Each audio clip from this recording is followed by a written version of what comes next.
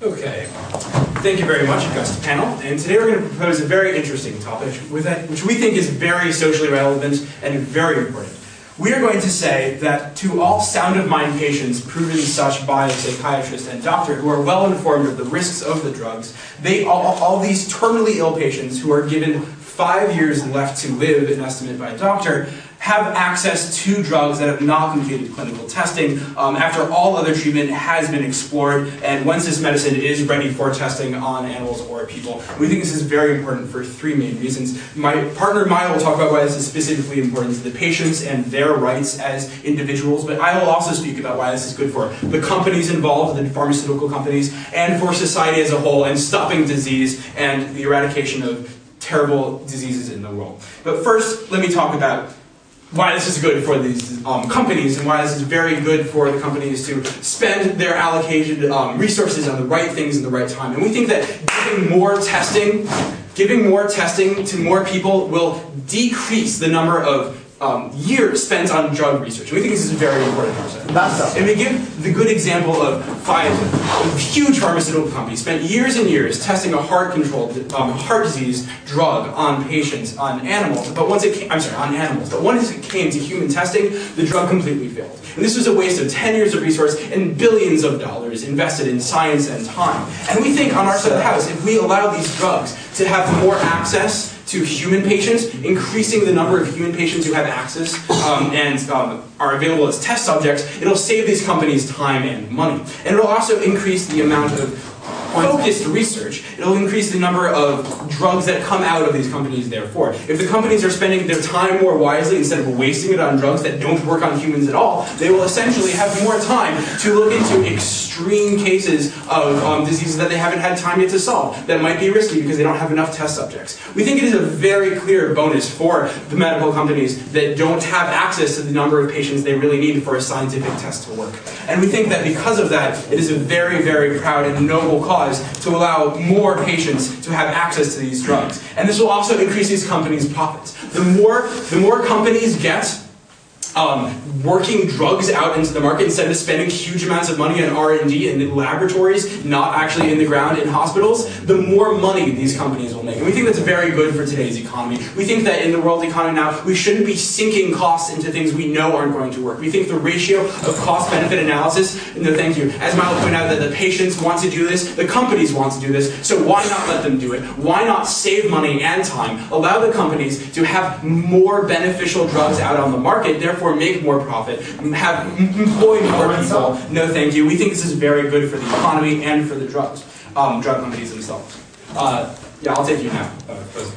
Do you seriously think that the safety of patients present and in the future is not more important than profits made by pharmaceutical companies? So this is going to be a very strong argument out of side opposition that the safety of the patients is at risk. But we've already laid out in our model that these patients have 5 years left to live. They're terminally ill and they have no other method of treatment. We're talking about AIDS patients who are not responding to therapy. We're talking about cancer patients who aren't responding to chemotherapy. We think these people already have a very low standard of living and are willing to participate in these trials as they are informed under our model. And Maya will explain why their rights are not violated. And I will explain right now, onto my second main argument, why this is good for society as a whole, not just on an individual basis. Because I think, Mr. Speaker, we need to look at the bigger picture. How is this going to affect society? What happens when these pharmaceutical countries have a quick magic bullet to cure diseases like meningitis, like AIDS? What would happen if we could have a cure for AIDS 10 years faster than we would in the present day? What would happen if we had a cure for things like malaria, which we do not in the present because it's very hard to test for?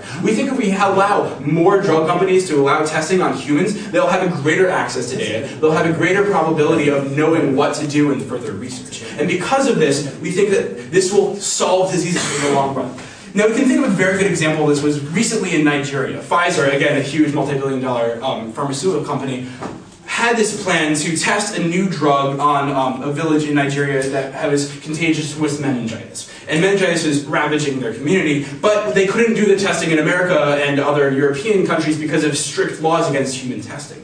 What happened, Mr. Speaker? Instead of spending years of testing this drug on rabbits, or like 10 people who went through all the loops and waiting lines to get this drug, Pfizer found the cure. They found a drug that actually helped stop meningitis and has contributed greatly in the research against this terrible disease. And we think that in this specific example, we're giving you a clear way to stop disease. We think that on the ground, having more human patients does help companies formulate better strategies. Having more human patients does let companies understand what's going on with the disease. And because of that, we've seen it actually work on the ground. And we think because of that, we know that this will help stop diseases down the line. What happens? How many millions of lives are we willing to sacrifice for these loopholes that we think don't really matter? We think, as Maya's going to explain to you, these patients are already dying. They've already lost hope. Why not let them help better science and society? We think on our side of the house, yes, I'll take you now. So because maybe these patients are not capable of exercising a free and informed choice given their condition, it's more like a coercive contract.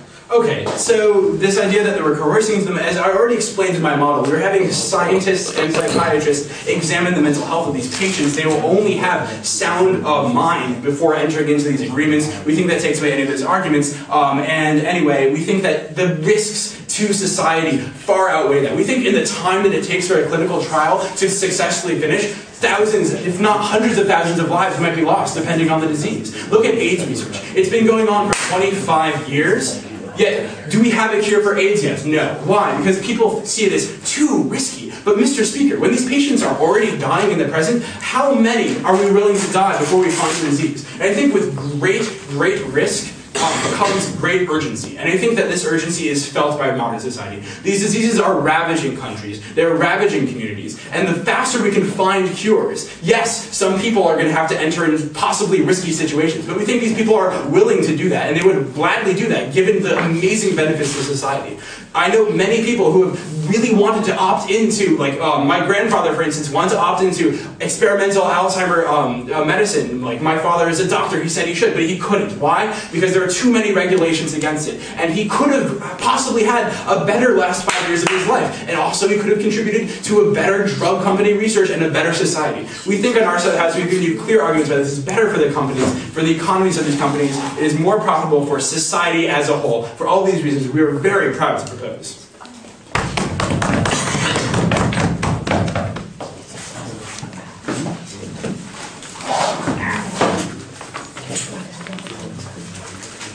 Right, we thank the Prime Minister for his speech opening this debate and invite the first speaker from opening opposition, the Leader of Opposition.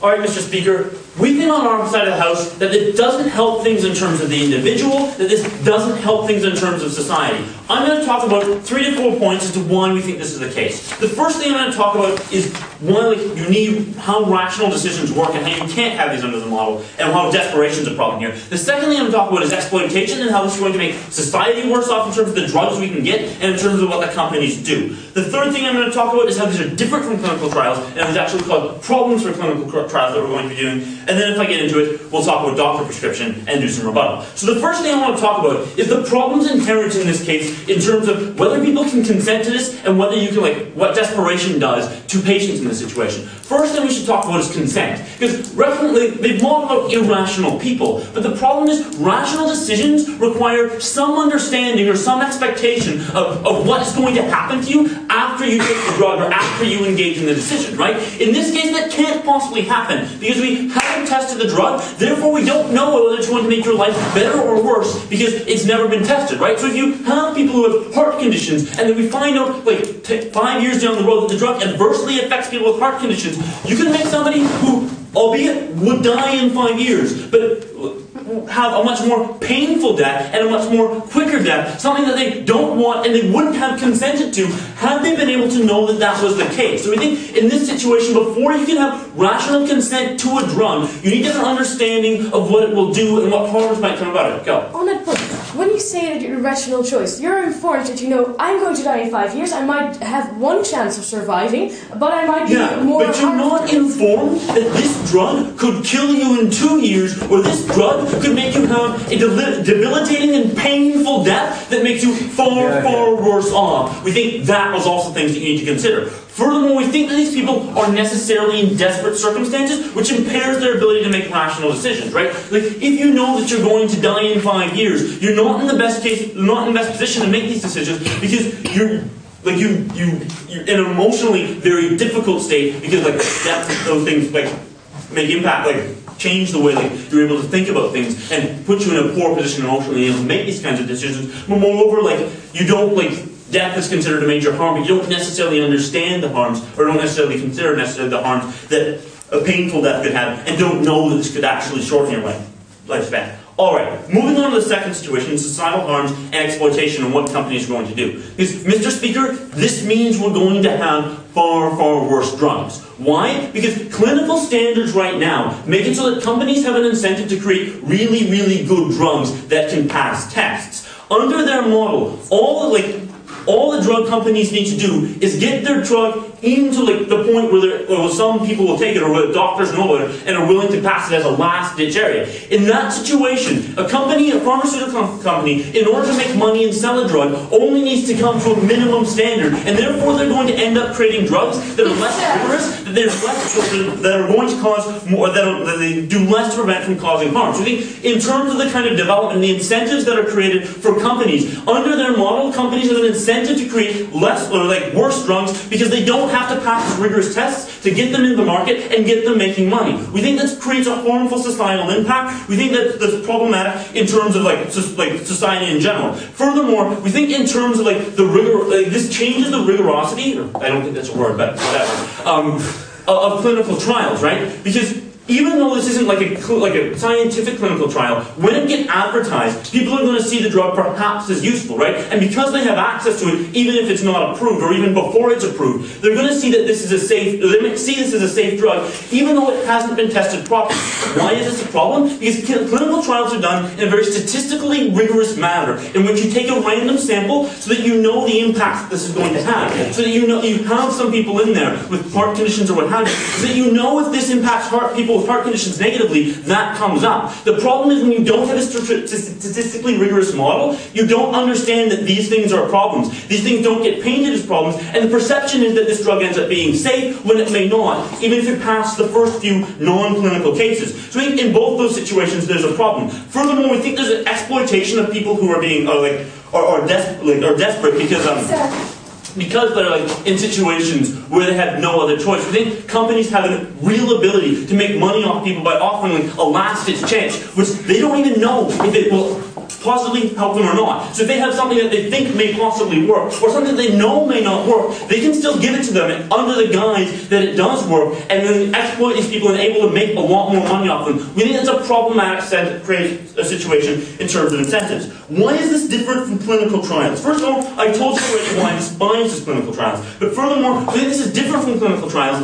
in terms of clinical trials we do because there's a massive societal benefit that comes from them. But we recognize that we need to limit the number of people that are exposed to risks from those benefits, because there is the high probability that people may impact by risk. If you just start allowing this from the entire society, you have the potential that you can have massive harms that cause problems across society. If you limit the scope of these tests, then you know at the very least that these harms are going to be limited to a few people and are going to be less than if you just open this up to the public. Finally, we think the discourse in clinical trials is different. Because in this situation, companies are giving it forward. They have an incentive to paint the drug as safe as possible, as beneficial as possible, and make your decision as favorable towards the drug as possible. In a clinical trial, because it's being conducted by researchers who have incentives to make the best drug possible, because it's the only way they're going to get it onto the main market, they're going to have a discourse in which they're willing to or less play at the drug less, more willing and have more incentive to talk to patients about the risks and tell them that this could actually be harmful, and have a more positive discourse and better discourse with them that's more helpful to the patients. We think clinical trials are very different from what they're proposing, and there's major benefits there. I think through most of my speech, my rebuttal has been relatively implicit.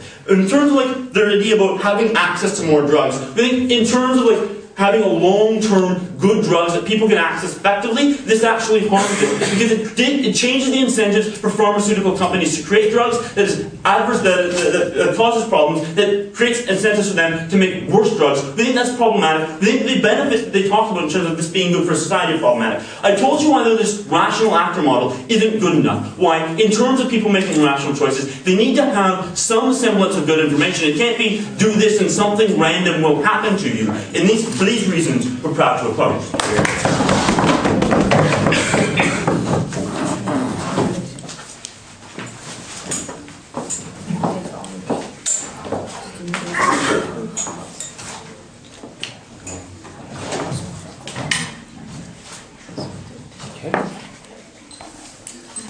Right, we thank the Leader of Opposition for his speech and invite the second speaker from opening up.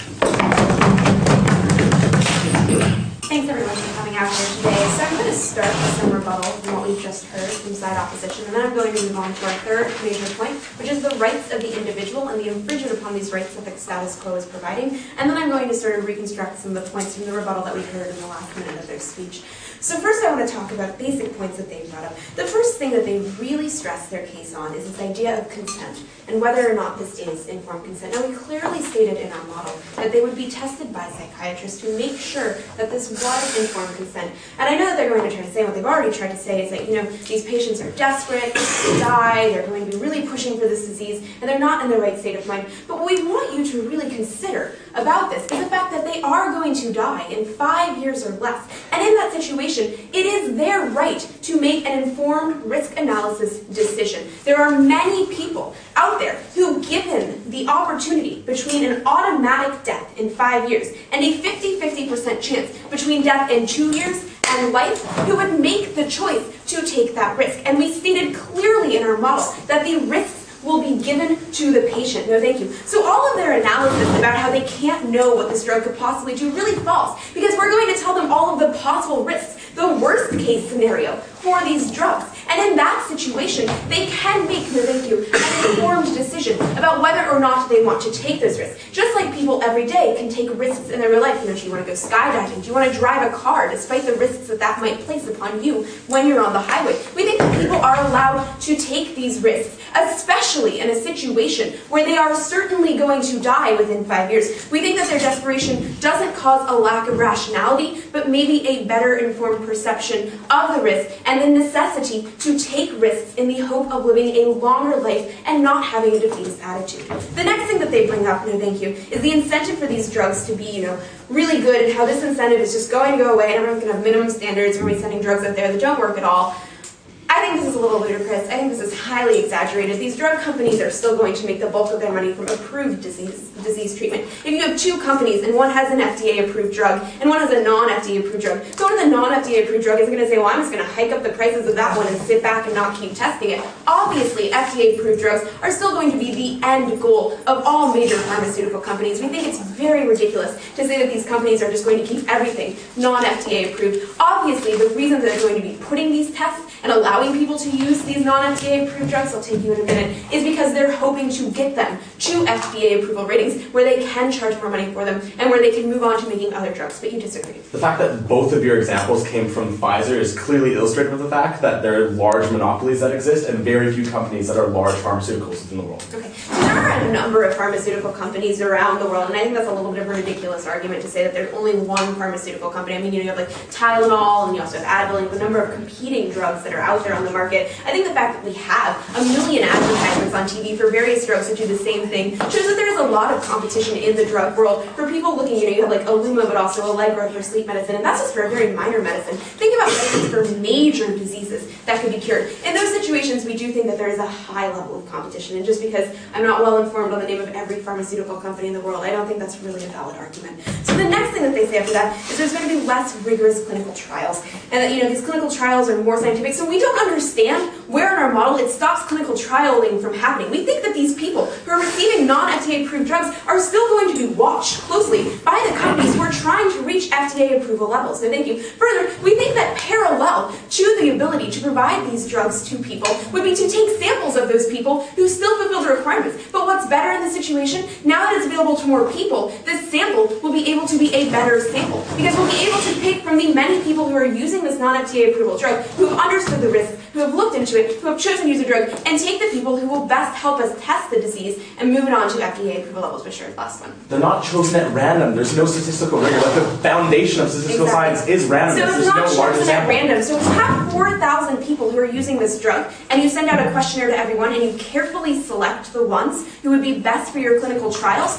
we think that this will lead to a less random sample than when you don't have a highly advertised, you know, medicine that people can try, a very large body of people. Many people don't even know that they can go and get clinical trials for diseases. We think that it's very important. The more sort of advertisement and impact that these drugs have, the more sort of level of, you know, appearance in the world and ability for people to see them. We think that then there will be larger bodies of people using them, less random test subjects, and a bigger ability for a larger level of clinical study. And then the final thing they say is that the drug will be shown safe as soon as possible. So we show clearly in our model that these drugs have to be at the level already of animal testing. That means that years of testing and work have already gone into these drugs, no thank you. And we think that at that point, these drugs are already not like the first drugs off the market, oh, 2 weeks ago I had this great idea for a drug, let's put cocaine in a pill and try it. Obviously not. These are drugs that have been spending a really long time being tested, are at the level of animal testing, and all we're doing is getting rid of the 10 years where millions of people are dying in that situation. But now I'd like to move on to my new point. So the point is the right of the individual to choose in this situation. The individual has a strong right, no thank you, to decide whether or not they want to make this choice. And we think that just as patients for cancer have the right to deny chemotherapy in the situation where they don't want to go through this treatment and they know that it will actually 100% hurt their chances of living longer, why not also give them a chance for a 50% chance to live longer and a 50% chance to live less? We think that in this situation, no thank you, they have at least a 50% chance of getting better. But when they reduce chemotherapy or stop radiation, it's a very defeated thing. If we allow that, no thank you, if we allow that, then we certainly should allow people to make this choice, given the model that they will be checked carefully first for level of consent and for psychiatric, awareness. And now I'd really like to go into a little bit of rebuttal. We didn't hear too much rebuttal, so I'm just going to kind of briefly spend some time on this. First, they really didn't respond to the fact that this does help the pharmaceutical companies' economies, and we think that when a company's major point is to get medicines out in a highly competitive market, we think anything that helps them to spend more time on new drugs as opposed to less time on drugs that will never work in the long term, we think that's a good thing. Higher turnover means more drugs tested, means more cures found, means more people alive. And then the second thing, which they did not respond to at all, is how this helps society by ending diseases faster. If you could end AIDS 5 years sooner because you didn't have animal testing for a drug that worked, think of the millions of lives that would save. We think that in this situation, where you are saving millions of lives, the individual who might die 2 years sooner, but was aware of the risk, is not as important as the society as a whole, as the entire village in Nigeria who is cured of meningitis because of their ability in that situation to take non-FDA approved medicines. So what have we shown you today? We've shown you, one, that this is better for the companies who are in charge of creating medicines, and thus we should have their interests at heart. Two, it's better for the society as a whole. And three, it's better for individuals and free rights and free speech, which I'm very proud to propose.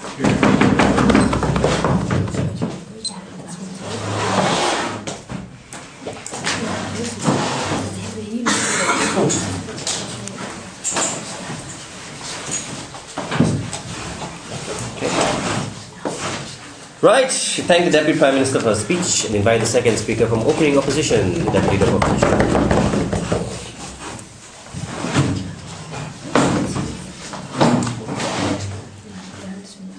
Okay, thank you, Mr. Speaker. I'm going to do a little more constructive than do massive amounts of refutation. So, what else do I want to talk about? First of all, in terms of consenting to the unknown, I think it's really important to illustrate the fact that the statistical misunderstanding that is rampant inside government is also shared by a number of people in society. And so one thing that's going to happen for individual patients taking these drugs is massive false hope. So you're going to have people seeing drugs that might work for a couple people within the media, in no way statistically significant, taking drugs that they think are going to save their lives, that are very likely to not save their lives, if anything, hasten their death. Because looking at the types of people we're talking about, people with HIV who are immunodeficient, putting in drugs into their body where we do not know the impact. There is likely harm that will come from these drugs when they're not tested, but people will think, oh, it's a drug, I know these usually help me, this will make me live longer. That false hope is massively detrimental. The other thing I'll look at is these blurred statistics, because it's a very common misconception as to how statistics actually works. When you're trying to do a study, you have to take a random sample. There's no randomness when the only people being added to their sample choose to take the drug. Clinical trials do not let people choose what drug they take. It separates them randomly so we can block for other characteristics that may be shared. There is no larger sample when you have those who choose to take the drug for any reason, whatever it is. There's no more statistical blocking. You do not have a larger sample. If anything, you have a misconception as to your understanding of the drug, because it could work for those people, but the people who end up choosing to take the drug could be blocked for other characteristics that make the drug work better for them.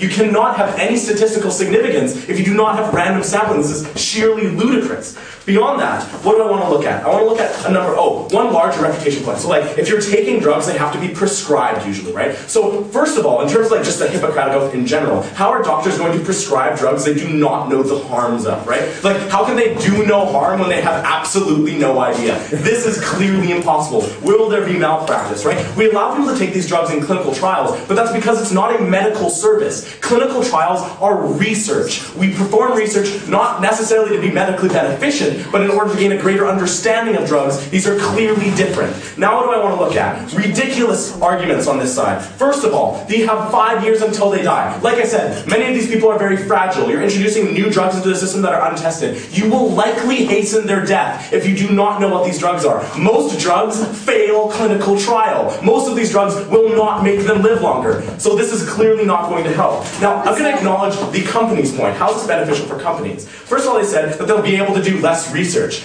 Blatantly false, because this is not actually statistically significant research. They will do less research, however, due to my partner's point, because there's little to no interest for pharmaceuticals who can sell drugs that do not have to go through clinical trials. May I remind you, the most expensive part of making drugs is clinical trials, which they get to skip because they can sell the drugs anyways. They said there'll be competition because you'll want the drug that underwent clinical trial. This is very similar to things like outsourcing. We often go to places like China and use goods there because they're so much cheaper and you cannot possibly compete. This is the exact same thing. If there's one altruistic drug company that's willing to go through the millions of dollars required for clinical trials and all the other ones in no way have to, they will not be able to compete. All pharmaceutical companies will usurp this and will make drugs that are untested because it's cheaper and because people buying into the same misconceptions of statistical science are going to get them anyways, thinking that it will help them. None of these benefits will happen. So what happens? You don't have more research. So all of their benefits are completely lost. You will not cure AIDS earlier by no longer performing statistical research on drugs. None of these benefits are actually going to happen. What is the example that he gives us? He talks about Pfizer in Nigeria and was never really explained. It sounded like the clinical trial was not allowed to happen in the United States, but the clinical trial was allowed to happen in Nigeria. Thus they found a cure. That's fine. That was a clinical trial that ended up working. If they randomly handed out drugs to people and it ended up working in Nigeria, they have no idea whether or not the drug actually works because no clinical trial was performed. They have provided no examples of how this actually works. Beyond that, yeah, so like I've said, all of the like curing AIDS arguments, saving millions of lives, do not apply. You cannot do that without statistical research. What else do we talk about? Individual rights. These people are going to die really soon, which in no way justifies their exploitation and the destruction of clinical trials within society that are massively needed in order to make medically beneficent drugs. Yes? About these patients' rights, you talk about false hope. If people have hope in the last years of their lives, isn't that a beneficial part of their last years? Absolutely not. It's not beneficial when your last years are cut in half. We disagree.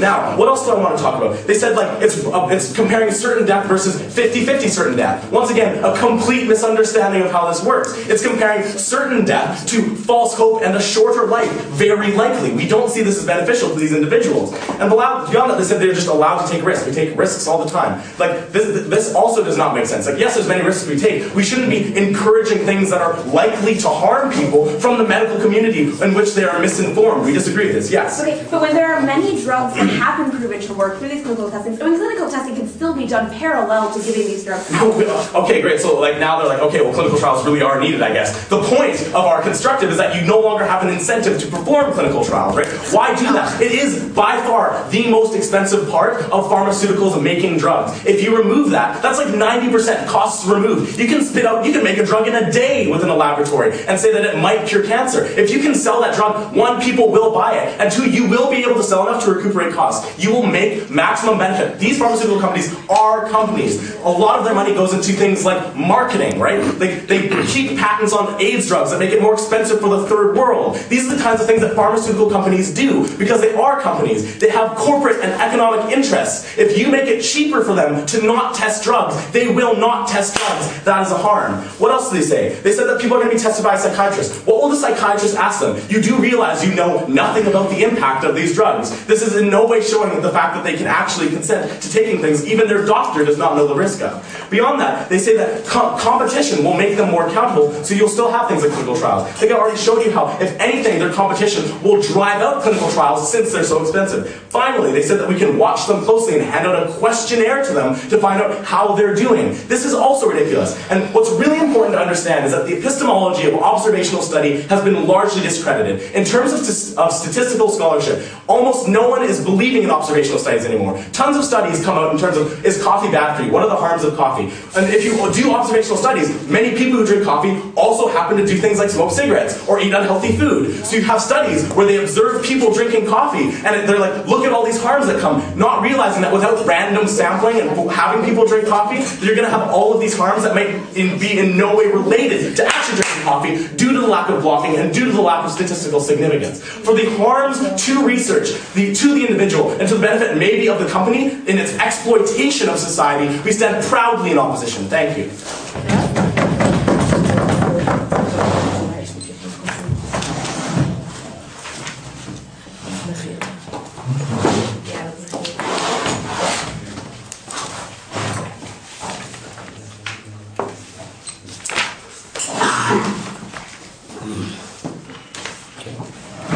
Right, we thank the Deputy Leader of Opposition for his speech. We now invite the first speaker from closing proposition.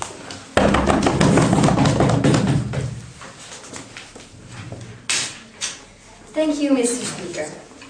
The opposition here today seems to find that the number of years you are living is the best way you can get out of life. The proposition bans, and especially the extension of my speech will be, that the value of your life won't be in the number of years you have living, but in how you fulfill it, how you want to spend it, and if that makes you the most happy and the best value of your life. Okay, but let's first do a little bit of rebuttal. My opponent said, well, this false hope is really, all of them will get it, it's very, very bad for them. Well, we don't agree with that, because even if the hope will not be true, even if you will die anyway, it makes your life a little bit better, or even much better, because you know there is a chance of getting better, and that the chance, the hope you will get of that, will make your life more worth living than it was when you know you have no chance at all. Okay, let's get on. He said, there are so much harms because you can't oversee the consequences. Well, I'm going to do my second point, that you actually can make the rational choice and you can oversee the consequences. Thank you.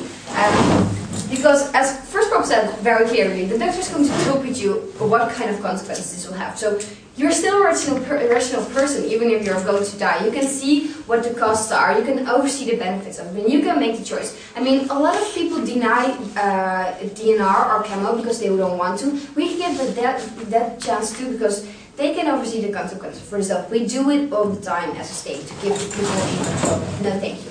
And then he said, most clinical trials fail, and that's why we shouldn't even try it. Well, we say, even if there's only a chance of 0.1% that you will get better, this chance will make you make your life better. And if it works, it will make you a lot better, and it will get a lot of other people better too. Okay, then he said, like, it's a very big idea that companies will become very evil and they will be supplying only non-tested drugs, and that is very bad for the whole industry. We say, like, there are doctors involved in this. Doctors will not give you non-tested drugs at all. Doctors. No, thank you. Doctors have like this interest in patients, that's why they've become a doctor. They will only give you a medicine that they know have a chance of, you know, no, thank you. Have give you a chance. And then there are like very afraid that all these non-tested drugs will go directly to the market. But just because we have lower standards for terminally ill people, there are still very high standards for entering the market of non-terminally ill people, which is a very large market. And for these markets, the same high standards will occur as they are now. Okay, let's get on to our substantive and our extension. I'm going to talk to you first about the patient, because I think that has missed a lot of his debate, and patient is really important when we're talking about patients. Okay, second of all, I'm going to talk about the rational choice and why a rational choice is actually possible, and third of all, I'm going to talk a little bit of the control of your own body. Okay, first the patients. We say that there's a value of your life, and you can choose the best way to fulfill this life. Because let's look at this patient. They are terminally ill. They're going to die anyway. And we say, you have a right to spend the rest of your lives, even if they're only 5, the rest of your life, the best way possible. So when you don't want to experiment, you don't. When you want, you can. Why? Because first of all, this will give you hope, and hope is very important because it can make you the rest of your life be more worth living. When you have a limited time of living left, you want to spend this living as good as possible for you. And when you're terminal, some people say that their life has no use left. They're like, I'm going to die anyway, I don't have any use. But you think that you can have a spark of hope out of a clinical trial, and this will make your value of life better. So we say, even if it's not curing, it will make your life better, because you still have this hope, which you otherwise wouldn't have known. So people differ in this, and the opposition should acknowledge this. People differ in their preferences. Some people have preference for hope, some people have preference for dying. And the state cannot make this generic rule for all people to deny that your life be worthy. But let's get on and Let's get on and see why it's very important too that this can be true. Because you can be able to help other people. I mean, it's very hard to test this kind of cures on animals and artificial things like that. The best way to test it is on humans. So when you know you're going to die anyway, you may want to help others by giving your life to experiment. And that can be a very rational choice. When you know, when there are more humans they can test on, you know there will be better testing, you know there will be a higher chance to find a good cure, and you know that this higher chance will save more lives in the future. So this will give you a good feeling. It will give you a good feeling that you have helped others.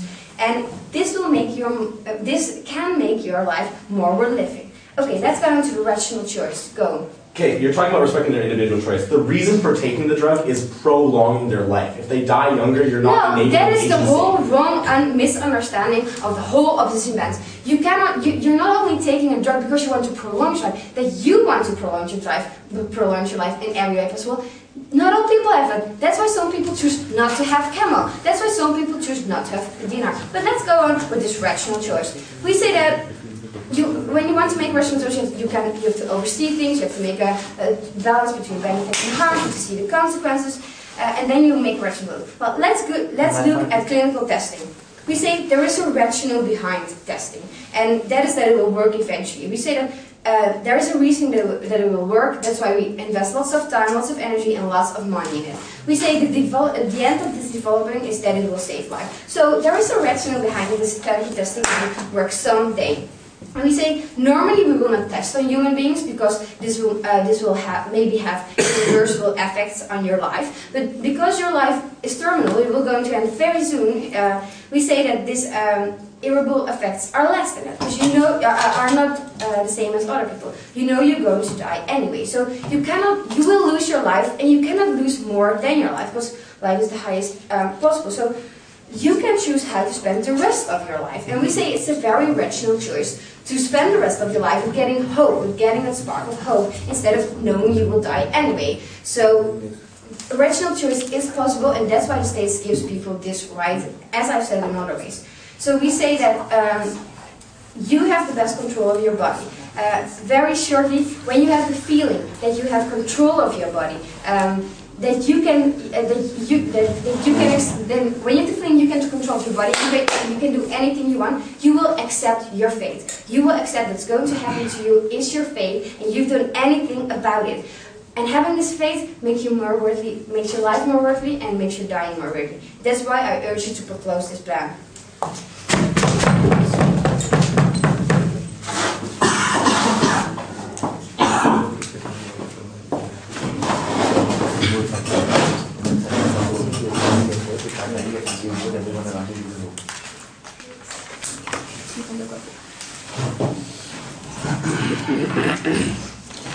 Okay.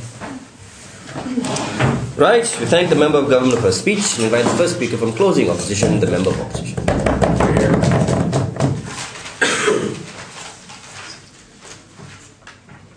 Thank you, Mr. Speaker. To begin with, I shall deal with the extension given by closing government, which is that this is a good move because it somehow gives a lot of hope to these patients. While we understand that that might be true for a certain period of time, for a certain number of people, we don't think that's a strong enough argument for a bunch of reasons. Firstly, Mr. Speaker, this is similar to giving someone a placebo drug, which is that it's not a drug, it's just a white pill which you take, and as long as you think it's working, you're very happy and you have a lot of hope. The moment you realize it's not going to work, you end up much worse than where you started off. So, in the scenario that these drugs do not work, I agree that maybe for a month or two, the patient will be very hopeful that he's going to live a long and successful life. But the moment he realizes that he's having warts all over his body as a side effect, or maybe he's feeling much worse, then you will make the situation of this patient much worse than when he started taking the drug. On what our extension is, Mr. Speaker, it is the idea of perception in society of a successful drug, and secondly, the idea that increased information and knowledge is good for humanity as a whole, and the fact that the state has an obligation to further that. Now, the first side from government told you that there is a lot of wastage involved in the current status quo, because you invest billions of dollars and then that drug might not work. What does that mean?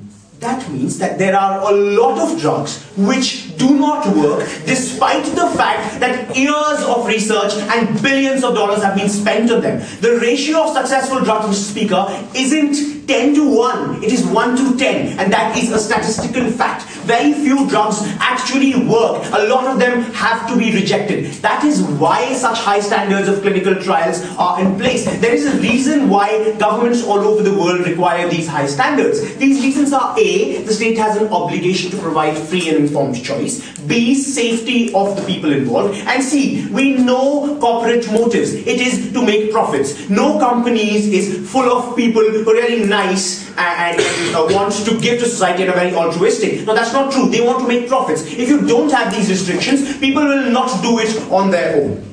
Now, why is increased knowledge and information good, Mr. Speaker? Because what we're talking about from closing half is the perception A of the individuals involved, and B, we're talking about it from the perspective of future generations. While the first half has talked to you about it from the perspective of the patients actually involved, we think it's important to consider the long-term effects of this move. Clinical trials do not merely ensure whether the drug is safe or not. It has various other benefits. For example, a lot of antiretroviral drug testing leads to drugs which cure other diseases. It increases our stock of knowledge, and we think that is good for society and humanity as a whole. Also, Mr. Speaker, given the fact that now companies have a perverse incentive not to test these drugs and just start selling them over the counter, this research, the kind of time it takes to produce a viable and effective drug to cure a certain terminal illness, this time span is bound to increase. So look at the worst and best case scenario. The best case scenario is, out of 10 given terminal illnesses, you will find cures for 2 and save those 2 people. However, the remaining 8 which fail will A, lead to a lot of people either getting killed or leading a much worse life than they were, and B, it will set the clock back and it will now take much longer for viable cures to be found to those diseases. I'll take over. But if those 2 diseases have cures found 10 years earlier than the other areas won't that save hundreds upon thousands of people once these diseases can now be put on the market? Ma'am, look at it this way. You're assuming that a drug which is only being tested on animals is going to work. I'm giving you the benefit of doubt. It might work. Look at the situation where it doesn't work. You yourself say people will have hope. You agree to the fact that people will buy these drugs and use them. What if it doesn't work? What if it does kill a lot of people? What if there are 4,000 meningitis patients who or say another incurable disease? Well, what if there are 4,000 patients in a given country, all of them take it, most of them die. Now you don't have anyone to test it on. How brilliant an idea is that, Mr. Speaker? We don't think that makes a lot of sense. We don't think that is a good idea at all. And we don't think you have any business taking away the right of life as far as this is concerned. Now let's talk about the perception and faith in medicine. There is a reason, Mr. Speaker, why when a doctor prescribes a certain drug, people have more faith in it than as opposed to soothsayers and faith healers and the Homeopathic Association of America. That's because these are statistically tested drugs. The government ensures they are safe and that they work. That is the point, Mr. Speaker. If you do now, with your move, people have absolutely no clue. This degrades the perception of the safety and viability of drugs amongst patients. That is a bad thing, because if you look at it, even if one bad headline about a bunch of people who had side effects due to certain drugs hits the newspapers, a lot of people stop buying those. That's a problem, because now people will have a problem and will not perceive these drugs as safe. That takes away your faith argument. And take closing. Yeah, tell me, why has the state the right to take away the chance of saving your life? Tell me that. Thank you, ma'am. That is a very good POI, and I'll respond to it in a very nice fashion. Yeah, the idea, Mr. Speaker, is we need to look at why clinical trials exist in the first place. That is because laboratory conditions can never, especially on animals, they can never replicate human biochemistry, which is very, very unique. It is different. You can't always also, by testing on subjects for a short time, make sure that this drug is safe, it is going to work. It works in different ways for different people. So you give half of them placebos, you give half of them the real drug. You find out whether it's working. There are a lot of countries which have stringent regulations. For example, in Japan, there was a drug which was tested in other countries on animals and humans and was found working, but it didn't work in Japan because people got side effects. Then the Japanese government said you have to test these on the Japanese animals and the Japanese humans. It's because geography makes a difference, weather makes a difference, people's habits make a difference, people's genetic codes, which might be different across races, make a difference. All this is important and you cannot possibly get rid of it. The idea is you have to monitor behavior. The idea is that test subjects go to labs, they're regulated, they're told this is what you can eat, this is what you can't, this is what you must do, this is what you must not. For a week you should be confined in a lab and we should observe you. That's the kind of research and kind of observation that is required, which is absolutely done away with in this model. What they seem to suggest that now we have a much larger number of subjects. However, you cannot possibly observe them in the same manner that is required in clinical testing procedures. That's not possible because now you're selling these drugs over the counter. Even if you have people fill up a form that won't come up anywhere close to the kind of procedural safeguards that we can have in status quo. Mr. Speaker, there is a reason for this distinction. There is a reason why for non-terminal illnesses the state doesn't allow it. Because we think it is unsafe. We think that it is important that cures are found in the shortest possible period of time. And this is bound to set the clock back, and that is a problem essentially with that. We're proud to oppose.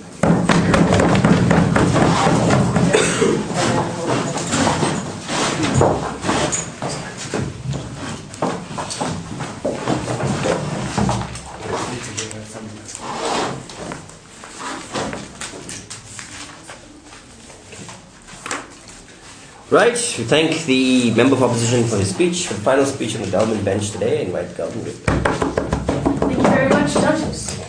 The second proposition stands before you today, telling you that the state has no right to take a person's chance to better their life, to have a chance of living, and to the right to determine their own body. I'm going to explain to you this very fully by telling you, first of all, the consequences of this plan for the development of medicine and for the patients as well. And then second of all, I'm going to tell you about the state and rational choice and why the persons are able to make this choice. But first of all, let me hit down some points brought up by second opposition. They said here that there wouldn't arise an incentive to create long-term research. Well, if you've listened to first proposition, they have said to you that the medicine will only be prescribed, this research medicine will only be prescribed if every other did approved medicine has been tested. So when they have an incentive to create well-tested medicines, because that medicine will always be used before, so that will always create an incentive to create that sort of medicine. And also because people that know the risk of a riskful medicine will more likely take the approved medicine because they know that they have a higher chance of staying alive. Okay, then they said the entire population will die. Well, if you clearly listened, I hope not the entire population will die within 5 years, because then the country is dying anyway, and then you'd rather have at least some percentage of the country living anyways. So that falls also. And then the trust of medicine. They clearly said that these medicines are not approved. We do not say that's something usual to use. So when they appear in the papers, they'll say this is a not approved testing medicine and it had resulted in bad things. That doesn't result in entire distrust in medicine. And then the fourth point of rebuttal, the difference among countries and that you need to monitor. Yeah, well, then monitor in different countries, then monitor those patients. That doesn't mean that you should take away this fundamental right of determining your life as a patient. Okay, on to my son. The consequences of this plan. First of all, we heard a lot about this from first book. Why this would make the development of more medicine possible, more cures for diseases and more lives in society, because you simply can test this on a larger group of people, thereby increasing the fastness of the development. And then we've heard, well, there doesn't exist a control, you have a control group and it doesn't work. Well, then you create a control group. Still, when you have a larger sum of people in which you can try it, it has a faster effect of it happening. So that, and then also the benefit benefits of that plan still occur. Because even when you take the medicine, you know you might be in a control, you might be in a normal ways. You in every situation have the hope, and in every situation you have a higher chance of staying alive than in the status quo, in which you know you are going to die within 5 years. Okay, and then they said, well no, but it will result in more risky drugs. No, we still, as I've said before, we still have an incentive to create approved drugs. We still have to say that drugs, they need to try approved drugs that will be prescribed earlier, so they have an incentive to create those. Furthermore, their market scale will increase because more people will be inclined to take this, so there are many incentives to create safe drugs. Not that all false. And then the patient. Well, Steffi has told you a lot about this, and we think that's fundamental to this case. Because these persons are going to die within 5 years. So the thing we want to do the most is increase their standards of living. And how do you do that? We've heard a lot about second Rob said, about the placebo effect. That's so detrimental. No, we actually prescribe that because people perceive real benefits from placebo effects. They start to have real noticeable changes in the way they live their life. They are more happy, they feel more healthy, and thereby it has a real effect to them. But this is even better than that because it creates a real chance of having a better life. And therefore it gives you hope. It gives you thinking that you're still fighting for your life, you are still alive, and you haven't given up yet. And that gives you a reason to keep on living and keep on developing yourself. That gives you, and also because you're still fighting, it gives you the chance to still have control over your own fate. You're still a human being, and you've tried everything you can, and only then can people fully accept their consequences. Because people have a fundamental instinct to want to stay alive. That's our fundamental thing. And if the state denies us our ultimate chance of staying alive, that makes us feel hard to accept that. Because when we have clinical trials, we know that something may be approved in the future, maybe just in a week, and you will feel denied of your chance to living by a state that controls you and says that you need to die in 5 years instead of in 3, maybe. And it denies you thereby your chance of living. Yes. Man, even if it does give some people hope, don't you think it is much more important for you to consider the long-term effect on future patients and the fact that these people are very likely to die? I've told you already that the long-term effects on other patients will be better because then more medicine will occur. So that is something that is fundamental. And furthermore, there's no right, and you've talked too little about this, there's no right for the state to take away this right from persons to determine their own lives. That's what I'm going to tell you now. Steffi has told you a lot about this, right? The state has a fundamental assumption that we say people can optimize their choice in society. They're optimizing their value of living by creating, because we say persons are rational actors. And for that to be, I see that to first opposition, you have to be a rational person. So the first prop said, you have to have psychological testing. But also, you have to oversee the consequences of your decision.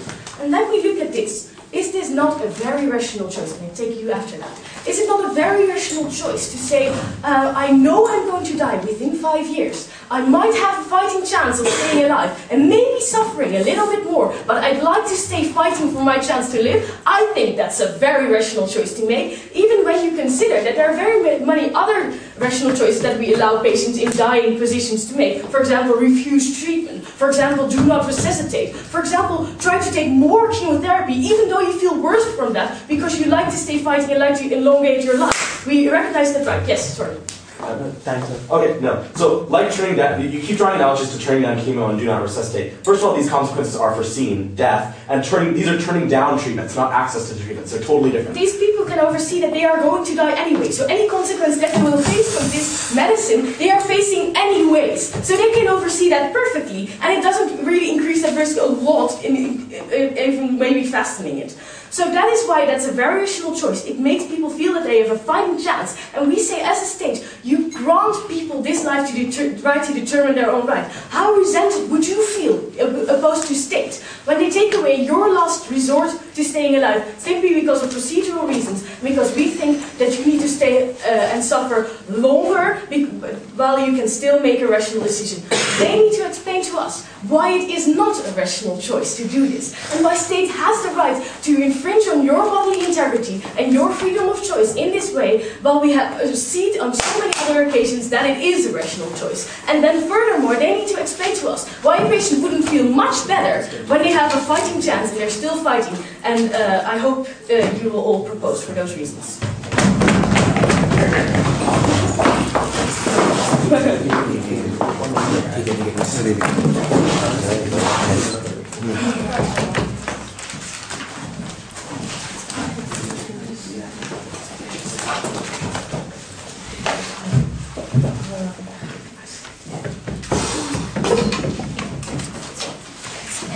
Right, we thank the government whip speaker for her speech. For the final speech of today's debate, I invite opposition whip.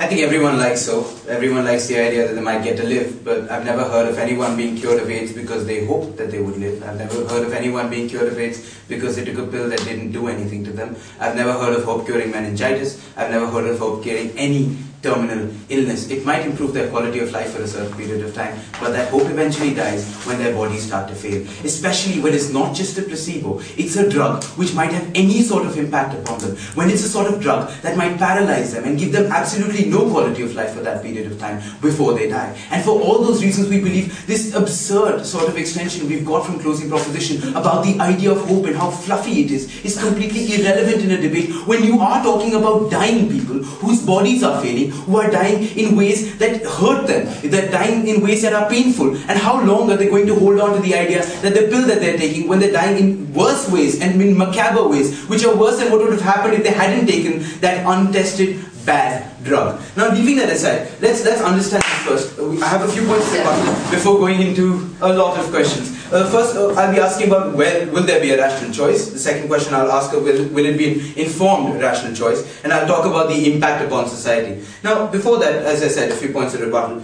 You don't even allow people to take untested medicines for a common cold. Now, a common cold, as far as I know, is rather inconvenient. It makes my nose messy, at least personally speaking. And for all of those reasons, we might believe the state has no right to stop you from taking this new funky pill that cures you of the common cold. But the state does have that right. Not only does the state have a right there, the state has a right to ensure that there are safety regulations on the road. The state has a right to ensure that you don't take drugs. The state has a right to make sure that even if you're skydiving or bungee jumping, the guy making you do the skydiving and bungee jumping has a license and has regulations and protections. So the state does have a right to ensure you don't go around doing very, very stupid things. And we believe taking an untested drug is also a very stupid thing. Now, we have this point coming from them that by letting everyone buy these drugs, you have a larger group of people to test this on. Now, this is where the points of first opposition have completely been lost, because they said it's not about the size of the group, it's the sort of the group. It's of having different people from different walks of life, living in different environments, having different sorts of things, giving half of them placebos and half of them drugs. They said more people will be willing to sign up in the hope for that. Now, people won't run clinical trials. Patients won't sign up for clinical trials even if they're there, because as opposed to a situation where they might get a placebo or get the drug, they can just go buy the drug anyway. In terms of the company, all they're going to see is they don't have to run the clinical trials, they can just sell the medicine, so there's no incentive for them. So there's no idea of, we will parallelly run this thing, because no one will care. Furthermore, ladies and gentlemen, let's understand this. Like when you talk about these choices and these informed choices, etc., let's understand this. Like cancer is something that can conceivably, not all of the time, but some of the time, be cured by chemotherapy or radiation. It's rather painful. But if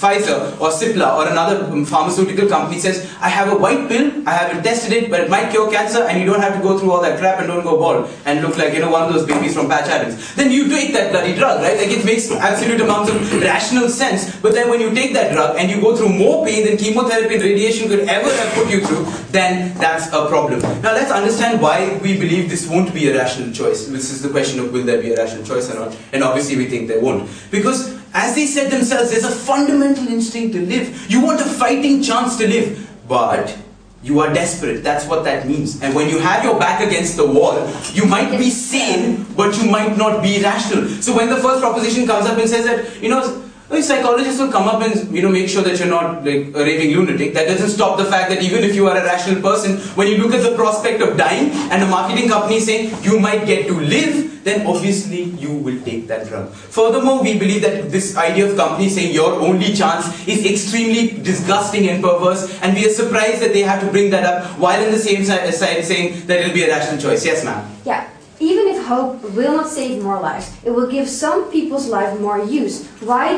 Yeah, because there's a chance of surviving. Why denying this right? Yes, ma'am. Well, because once the hope dies, when they're disappointed, they and their family members see no faith in medical science. They see, and they will not go out and buy drugs the next day because they think, look, my uncle took a drug and he died, right? And so they'll say, I won't even take a drug for the common cold, I'll go pray at church or I'll go pray at a mosque. I mean, I have the same chances of bloody survival, right? So leaving that aside, will there be an informed choice? When they talk about fighting chance, Now the idea of chance is one of probability. You don't know the odds. These aren't tested. You don't know what they're going to do, because as first proposition very kindly told us, there are certain drugs that go on to the clinical trial stage and most of them get rejected, right? And so obviously all that rigorous lab testing they're talking about doesn't mean squat when if it doesn't go through human trials, and it's more likely to fail than work in those particular clinical trials. So we understand that normal lab stuff isn't good enough. You need clinical trials. Clinical trials won't happen for the reasons I've given you. People won't go for them, companies won't run them, and yes ma'am. Okay, so if the people who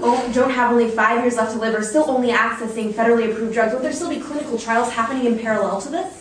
Well, if they're federally approved, that means they've gone through clinical trials, right? I mean, that's how I understand it. So for the next set of drugs, before they come into the market and become federally approved, they have to go through clinical trials. We understand that some people might suffer because of this, but it's better that they suffer because they have a fighting chance once the drugs come out, or whether the next generation has it, as opposed to the fact that they take these wonder pills that might be marketed to them by what were supposed to be responsible pharmaceutical companies at one point in time, and therefore suffer a much worse death. So let me talk about the impact upon society. Now, in the short term, there's lots of hope. Some people might even get saved, but a lot of people won't. And when a lot of people don't, and they continue to go and buy from these pharma companies, what will happen is that a lot of people will lose hope. So beyond this short period of time, like about say 3 months or 3 years, when they say this pill is having an effect on me, they will realize that they'll be disappointed and their quality of life will suffer, because the fluffy hope goes and the sharp, stark reality comes in place that they're going to die regardless of this pill that gave them 3 months of hope. So we clearly see a problem in that. In terms of the long term, we must understand that even if we make a charitable assumption of saying 1/5 of these drugs will work, 4/5 of these drugs not working, mean that in the press, all across the world, people will know that these unapproved drugs don't work. So the benefits they're talking about, the lives people save, people sitting there will say, okay, I have a terminal illness, I might die in 5 years, I might live a comfortable 5 years, instead of taking an untested drug that might cause me all the side effects it's caused to the 4/5 of the people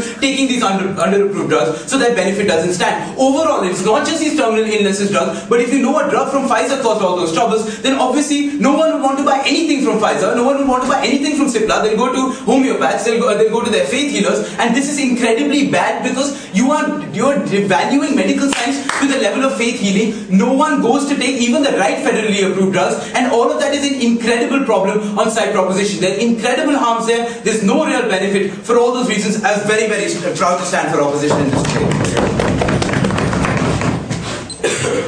Thank you very much. I thank all the speakers invited across the floor. Shake hands. You've got my consent.